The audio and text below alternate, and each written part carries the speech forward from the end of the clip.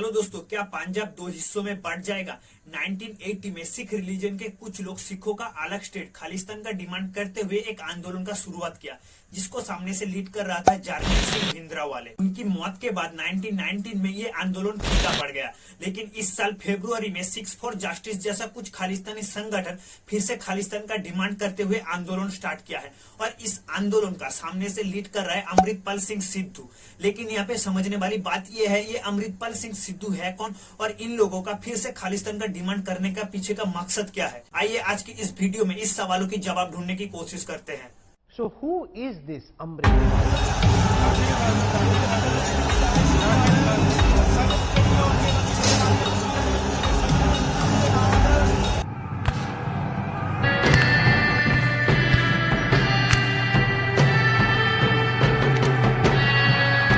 आप लोगों को ये वीडियो अच्छा लग रहा है तो प्लीज चैनल को सब्सक्राइब कर लेना, क्योंकि आप लोगों का एक सब्सक्राइब मुझे बहुत ज्यादा मोटिवेट करता है। अपनी टॉपिक पे वापस आते हैं। सिख रिलीजन लोगों का खालिस्तान डिमांड करने के बारे में जानने से पहले हमें सिखों का हिस्ट्री में एक बार झांकना पड़ेगा। औरंगजेब के शासन काल में सिख गुरु तेग बहादुर का सिरच्छेद करने के बाद 1699 में सिखों का 10वें गुरु गोविंद सिंह ने खालसा ट्रेडिशन का शुरुआत किया।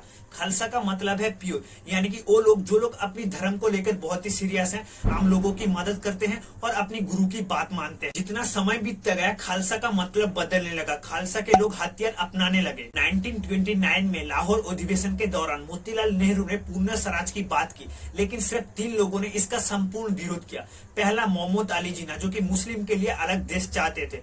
दूसरा डॉक्टर बी.आर. अम्बेडकर, उनका मानना था कि ब्रिटिशों की वजह से दलित हिंदुओं का हालत पहले से बेहतर हुआ है। तीसरा मास्टर ताराचंद, उनका कहना था कि मुस्लिम अपने लिए अलग देश चाहते तो सिखों का भी अलग देश होना चाहिए, और तब से सिख अपने लिए एक अलग स्टेट की डिमांड कर रहा था। 1947 में इंडिया और पाकिस्तान अलग होने के बाद पाकिस्तान के पास पंजाब का ज्यादातर हिस्सा था और इंडिया के पास पंजाब की जितने भी हिस्सा था, सिख उसके साथ चंडीगढ़, हरियाणा, उत्तर प्रदेश, राजस्थान की कुछ हिस्से की मांग कर रहा था, जिससे वो खालिस्तान को बना सके। लेकिन सेंट्रल में रहने वाले कांग्रेस उस समय पूरी तरह से इसका विरोध कर रहा था और उसके कुछ साल बाद 1966 में प्राइम मिनिस्टर इंदिरा गांधी ने उन लोगों के डिमांड को पूरा किया। उन्होंने पंजाब को 3 हिस्सों में बांट दिया। सिख रिलीजन लोगों के लिए पंजाब, हिंदी बोलने वाले लोगों के लिए हरियाणा और कुछ हिल एरिया को हिमाचल प्रदेश में बना दिया और इन तीनों का यूनियन टेरिटरी बनाया गया चंडीगढ़ को, जिससे पंजाब काफी नाराज था। 1973 में अकाली ग्रुप ने सेंट्रल गवर्नमेंट को आनंदपुर साहिबा प्रपोजल दिया, जिसमें कहा गया सेंट्रल गवर्नमेंट का आर्मी, फॉरेन पॉलिसी, रेलवे और करेंसी के ऊपर अथॉरिटी होगा, बाकी सब कुछ स्टेट गवर्नमेंट के हाथ में होना चाहिए। उसके बाद एक फ्रीडम फाइटर जरनैल सिंह भिंद्रावाला काफी तेजी से फेमस होने लगे, क्योंकि वो भी एक किसान परिवार से थे और उनकी बातों से लोग ज्यादा से ज्यादा इन्फ्लुएंस होता था और वो किसान लोगों की मदद करता था। और भिंद्रावाले लोगों से कहने लगे हमें खालसा को वापस लाना होगा। 1980 में उन्होंने बाबा गुरुचरण को मार डाला कि ये कह के कि वो एक असली सिख नहीं है। 1980 में उन्होंने लाला जगत नारायण को भी मार डाला, क्योंकि वो खालिस्तान मूवमेंट का विरोध कर रहा था, जिस वजह से भिंद्रावाले को अरेस्ट किया गया। लेकिन उनके खिलाफ सबूत ना होने की वजह से उनको छोड़ दिया गया, क्योंकि लोग उनसे डरते थे, उनके खिलाफ बात नहीं करते थे। साल 1983 में पंजाब में एक बास के अंदर जितने भी हिंदू लोग थे उन सभी को मार दिया गया। इसी तरह का और भी काफी इंसिडेंट देखने को मिला, जिसके बाद 30,000 से ज्यादा सिख को अरेस्ट किया गया।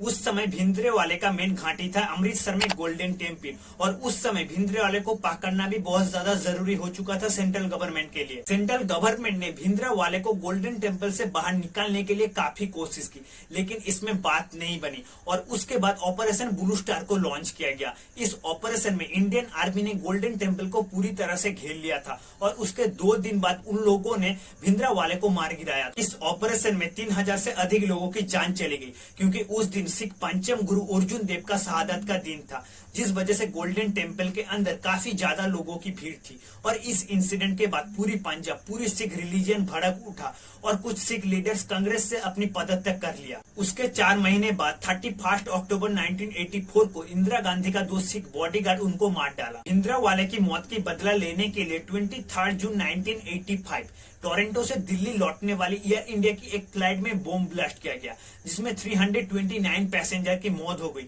जिसके बाद ये मूवमेंट थोड़ा सा नरम हो चुका था। पड़ोसी देश पाकिस्तान की आईएसआई इस आग में घी डाल रहा था। कनाडा, यूएस एंड जर्मनी में रहने वाले सिख रिलीजन के कुछ लोग इस मूवमेंट को आगे बढ़ाने चाहते थे और इन लोगों को एक नया लीडर मिल गया, अमृतपाल सिंह सिद्धू। अमृतपाल सिंह सिद्धू का जन्म हुआ 1993 के अमृतसर में और 2012 में उन्होंने दुबई में चले जाते हैं अपनी फैमिली बिजनेस को संभालने के लिए। अमृतपाल सिंह सिद्धू के बारे में जानने से पहले हम लोगों को दीप सिद्धू के बारे में जानना पड़ेगा।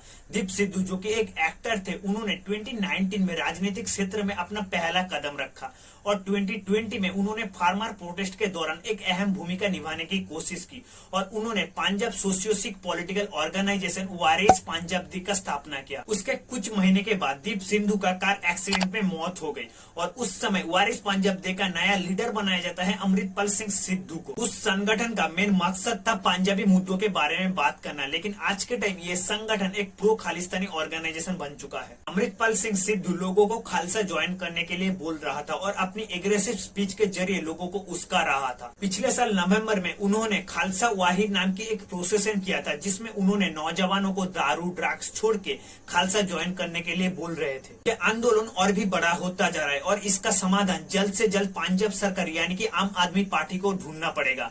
पंजाब के नौजवान ये नहीं सोच रहे हैं अगर खालिस्तान हो गया तो आने वाले कुछ सालों के बाद उन लोगों को किस दौर से गुजरना पड़ेगा। इसमें आप लोगों का क्या राय है, कमेंट सेक्शन में बताइए। फिर मिलते हैं अगली वीडियो में।